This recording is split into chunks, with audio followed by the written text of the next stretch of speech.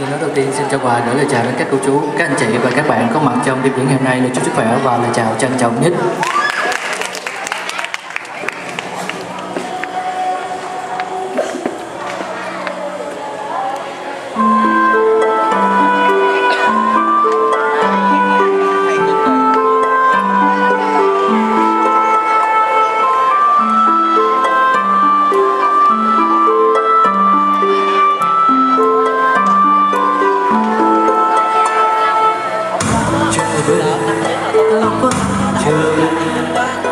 Cái con thương gom nửa thương buồn là chuyện cành còn về ôm đất buồn chỉ còn người.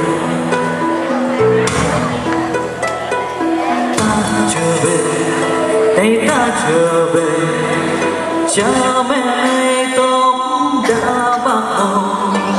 Từ ngày qua vẫn mong sao sẽ có đến ngày thấy con. Kia bông lúa cành dâu đàn đẹp bay trên mấy con trâu. Kia cây chuối vườn dâu trái dưa non lẫn lư trên cầu.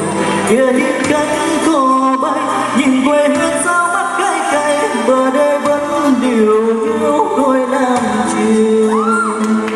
Ta trở về tay vai trở về nghe từng câu hát đón câu về. Tiếng về sau còn vang vẳng những khi chiều hè. Ta trở về này, ta trở về quay về sông núi của lạc hồng. Này cùng nhau hãy vươn vai, hãy xin nước mình đắm say. Kia bông lúa cành dâu đàn em bé trên mấy con trâu. Kia cây chuối vườn rau trái dưa non lắm từ trên cầu. Kia những cánh cò bay nhìn quê hương sao mắt cay cay. Bờ đây vẫn điều hiu đuôi làm chiều.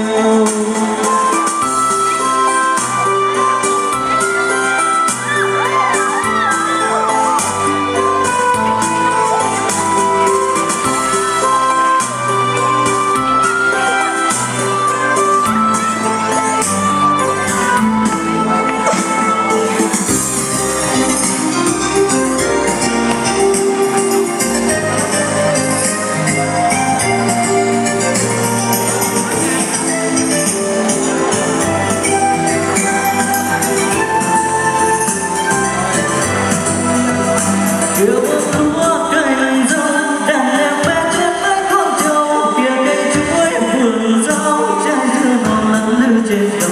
Kia